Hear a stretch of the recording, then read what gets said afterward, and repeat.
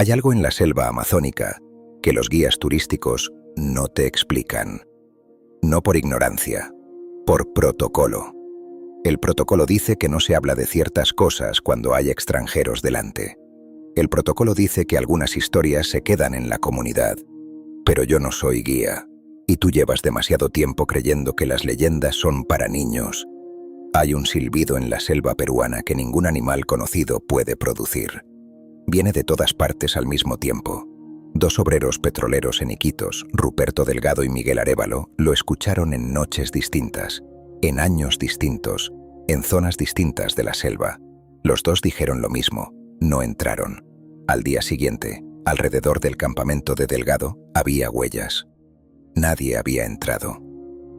Al final de este video, vas a saber qué hace el Chuyachaki con la cara de tu familiar muerto. ¿Por qué el Yacuruna elige específicamente a ciertas personas y no a otras? ¿Y por qué en 5 regiones del Perú existe la misma regla para el mismo silbido? Una regla que lleva generaciones sin excepción. Nunca respondas. Lo que estás a punto de escuchar no se inventó para asustarte, se inventó para advertirte y lleva vigente más de 500 años. Esto es el iceberg del Amazonas. Nivel 1. La Sachamama, la que parece un árbol caído hasta que ya no puedes salir. Esta tarde, si sales a caminar por la selva, la Sachamama no parece una serpiente. Sacha, selva, mama, madre, la madre de la selva, madre de las plantas. Es una anaconda de dimensiones que los relatos describen como incompatibles con cualquier espécimen conocido, tan larga que cuando duerme, su cuerpo parece un tronco, parcialmente cubierta de musgo, con árboles pequeños creciendo sobre su espalda. Si caminas por la selva y ves un tronco caído en diagonal, perfectamente integrado al suelo, sin raíces visibles en ninguno de sus extremos, la regla es clara: no te acerques, no pises encima, no toques la corteza. La mecánica de la Sachamama no es el veneno, es el aliento. Los relatos describen que la Sachamama no persigue, no necesita perseguir. Exhala hacia afuera, un aliento que atrae, un olor que el cuerpo reconoce como algo familiar, pero que la mente no logra clasificar. Algo parecido a tierra húmeda después de la lluvia. Algo parecido a fruta madura cayendo sola del árbol. Algo que hace que el paso se ralentice sin que hayas decidido ralentizarlo. Cuando te das cuenta de que llevas demasiado tiempo cerca del tronco, llevas demasiado tiempo cerca del tronco. Dos fuentes convergentes. El estudio de Luis Valcárcel, publicado en Símbolos mágicos religiosos en la cultura andina, 1959, que documenta la Sachamama y la Yacumama como figuras centrales de la cosmovisión del Ucupacha, el mundo de adentro, y los relatos orales recogidos por el Centro Amazónico de Antropología y Aplicación Práctica de Lima en comunidades de Ucayali. Cada 26 minutos desaparece una persona en el Amazonas. No es estimación. Es la media oficial de los últimos 10 años, compilada por la Cruz Roja brasileña, siempre en las mismas zonas, las mismas coordenadas, año tras año. El patrón lleva una década sin variación estadística. No hay explicación oficial para ese patrón. Las autoridades locales de 5 regiones del Perú y Brasil llevan décadas usando entre ellos un término específico para las desapariciones sin cadáver, sin rastro biológico, sin señales de fauna predadora. Un término que nunca ha aparecido en ningún documento público. Cuando un periodista brasileño preguntó por ese término, en 2017, a un oficial de la FUNAI, la respuesta fue una sola frase: eso no se investiga. Nivel 2. El Chuyachaki. El ser que usa la cara de alguien que ya murió para sacarte al monte. Hay una criatura en el Amazonas que nunca verás llegar, porque cuando llegas tú, ya lleva tiempo siendo alguien que conoces. El Chuyachaki, del quechua chuya, impar, y chaki, pie, es el ser que habita los bordes de la selva y que tiene la capacidad de adoptar cualquier forma humana, la cara de tu madre, la voz de tu hermano, el olor de alguien que murió hace 3 años y cuyo olor ya no recuerdas con exactitud, pero que cuando lo percibes sabes sin dudar que es él. Solo hay un fallo: el pie izquierdo. El Chuyachaki puede replicar una cara con precisión milimétrica, puede replicar una voz, Puede replicar el olor. No puede replicar el pie izquierdo. Siempre está torcido. Siempre es una pata de cabra. O está girado hacia atrás. O tiene una forma que no encaja con el cuerpo del que adoptó. Las comunidades amazónicas enseñan a los niños desde que aprenden a caminar. Si ves a alguien conocido en la selva, mira primero el pie izquierdo, antes de hablarle, antes de seguirle, antes de creer que es quien dice ser. La función del chuyachaki es específica. No mata, desorienta. Te lleva al interior de la selva usando la cara de alguien a quien seguirías sin cuestionar. Cuando te das cuenta de que no estás donde deberías estar, la persona que te guiaba ya no está. Solo estás tú, en un lugar que no reconoces, sin saber cuánto tiempo llevas caminando. Las desapariciones en la selva amazónica, que no tienen explicación de accidente, que no tienen cadáver, que no tienen rastro después de cierto punto, son atribuidas en las comunidades al chuyachaki, no como metáfora, como causa documentada de búsqueda. Ese peso en el pecho que no duele pero que no deja respirar del todo. Cuando el cuerpo procesa que hay algo en esa selva que lleva siglos aprendiendo a parecer exactamente la persona que menos sospecharías. El fraile jesuita Samuel Fritz, que trabajó en el Amazonas entre 1686 y 1723, y cuyo diario fue publicado en Lima en 1922, documentó en varias comunidades descripciones de un ser que adoptaba formas humanas conocidas para extraviar a los viajeros. Fritz usaba la palabra demonio. Las comunidades usaban la palabra chuyachaki. Fritz no hablaba quechua cuando llegó. Tardó años en aprender la lengua. La descripción del pie izquierdo aparece en su diario antes de que pudiera mantener conversaciones fluidas con los nativos. La vio en las reacciones de los cuerpos, en cómo miraban al suelo cuando creían haber visto algo familiar en la selva. Dos fuentes convergentes: el folclore shipibo conibo de Ucayali y el diario del padre Samuel Fritz. Archivo de Indias, Sevilla, publicado en Lima en 1922. Sin contacto entre ambas fuentes, los dos verificables, los dos imposibles de ignorar al mismo tiempo. Nivel 3. El Yacuruna. El señor de las aguas que elige a sus personas con criterios que nadie ha logrado descifrar completamente. En 2014, el programa dominical de Panamericana TV entrevistó en Iquitos a familias ribereñas cuyos miembros habían desaparecido en el río. No en accidentes, no en naufragios, en días de agua calma, a plena luz del día, a distancias del embarcadero que no justifican una desaparición. Las familias no llamaban a eso un accidente, lo llamaban por su nombre: el Yacuruna. El Yacuruna es el señor del mundo subacuático amazónico. Yacu, agua; runa, hombre, hombre del agua. Vive en el fondo de los ríos y las lagunas. Se mueve sobre un caimán negro. Usa dos anacondas como cinturón. Y cuando sube a la superficie, adopta la forma de un hombre de apariencia excepcional. No inusualmente alto ni inusualmente fuerte. Excepcionalmente hermoso. Eso es lo específico del relato en todas las comunidades. La hermosura como señal, no la fealdad. La hermosura como advertencia. El patrón de selección del Yacuruna no tiene lógica moral reconocible. No elige a personas malas. No elige a personas que violaron alguna norma de la selva. Elige personas. Y nadie ha logrado documentar el criterio. Las familias de las riberas del Amazonas enseñan a sus hijos que si ven a un desconocido extraordinariamente atractivo cerca del agua al anochecer, deben alejarse. Esa instrucción lleva activa generaciones, sin excepciones conocidas al protocolo. Las personas que el Yacuruna se lleva no siempre mueren. Eso es lo más perturbador del relato. Algunas regresan, días después, semanas después, sin memoria del tiempo que estuvieron fuera, sin heridas visibles, pero distintas. Eso es lo que dicen las comunidades. Distintas de una forma que no saben nombrar.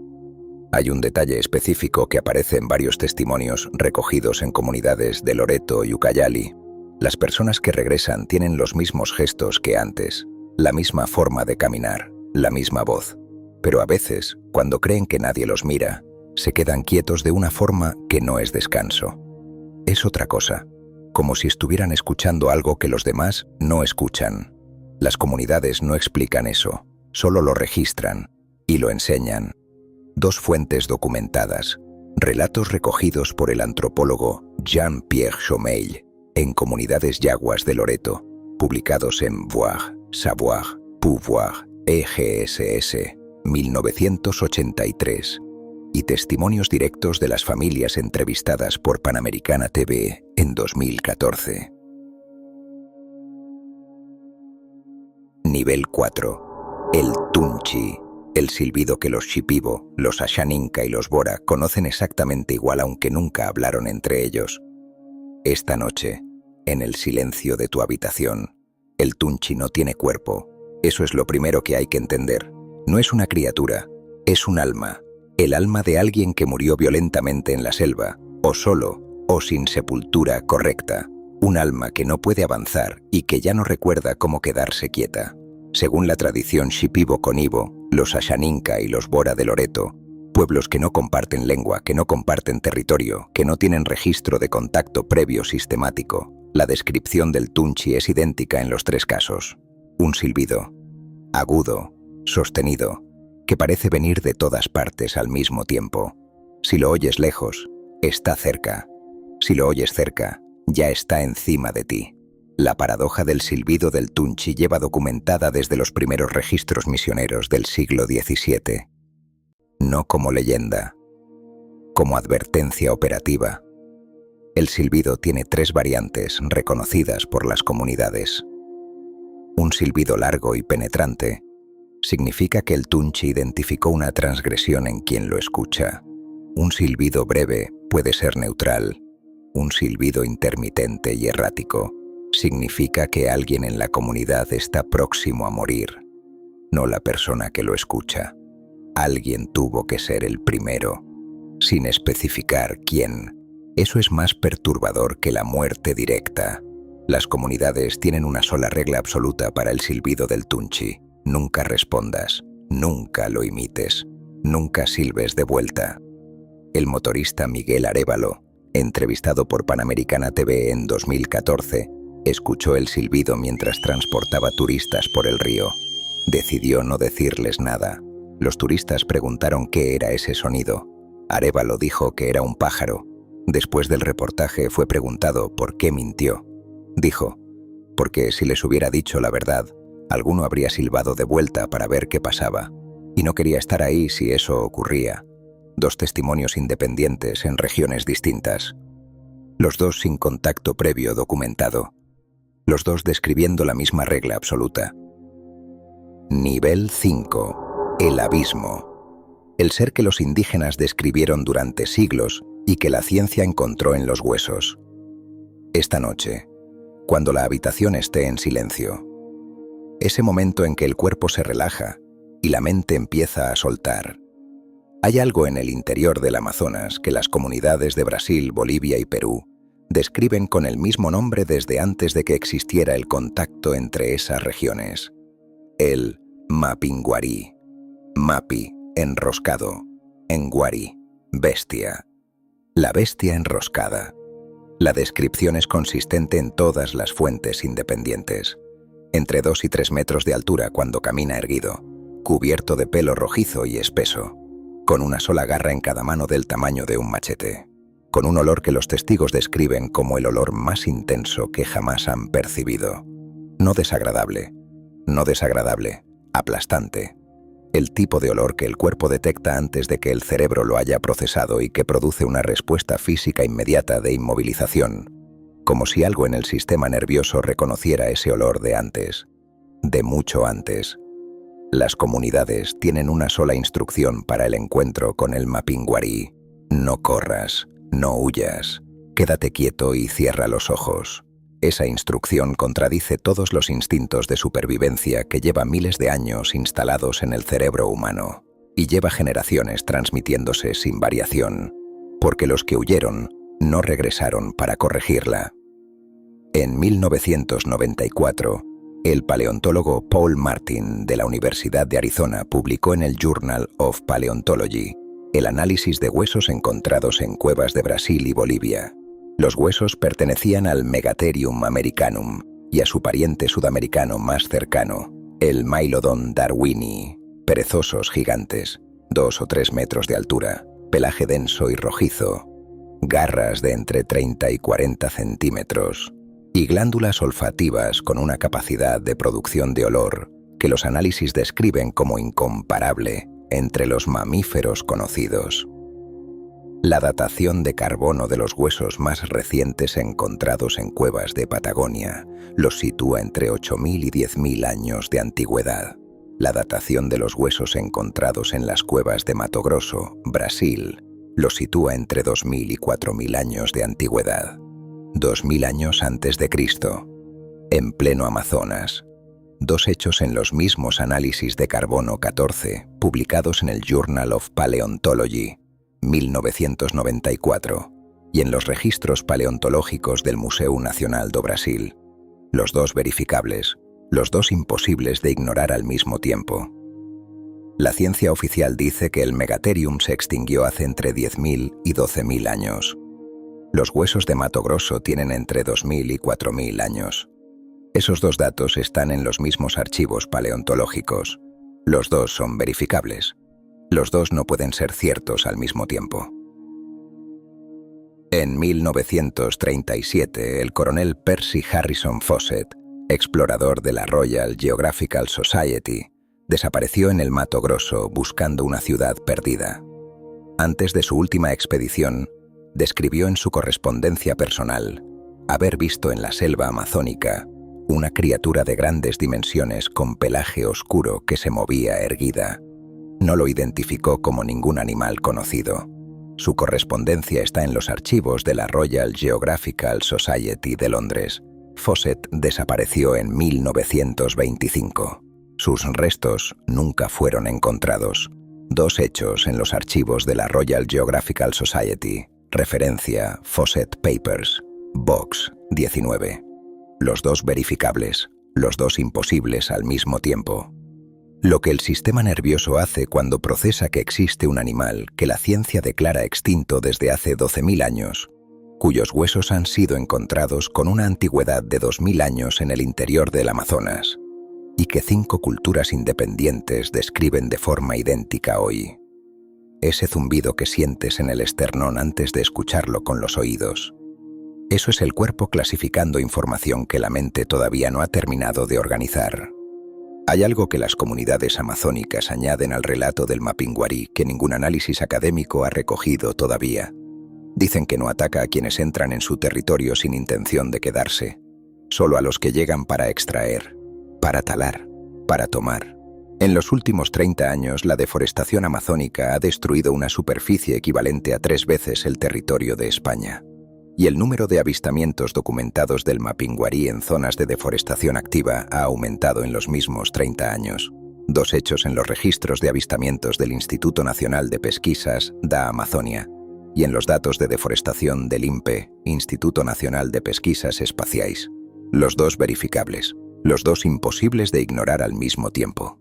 Ese parpadeo involuntario que acabas de hacer sin querer. Ese es el momento exacto en que estas leyendas dejan de estar en este video y empiezan a estar en ti. La próxima vez que huelas algo que no reconoces pero que tu cuerpo clasifica como amenaza antes de que lo hayas procesado, lo que acabas de escuchar va a estar ahí. Ya no puedes saberlo. Si llegaste hasta aquí, tu cerebro acaba de procesar relatos que llevan activos en 5 regiones del Amazonas desde antes de que llegaran los misioneros españoles a documentarlos.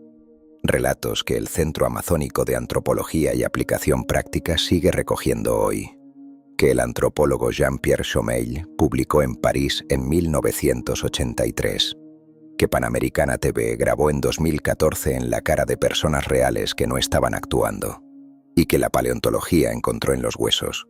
Todo documentado, todo convergente, todo ausente de los libros que estudiaste en el colegio. La mayoría no llega hasta aquí. Si quieres que sigamos abriendo archivos, suscríbete al canal y activa la campana. El algoritmo decide qué historias llegan a quien, igual que la selva decide a quién deja ver y a quién mantiene caminando en círculos. Un like le dice que este tipo de contenido tiene que seguir existiendo. Es la única forma de que el siguiente iceberg llegue a más gente que no sabe que debería estar escuchándolo.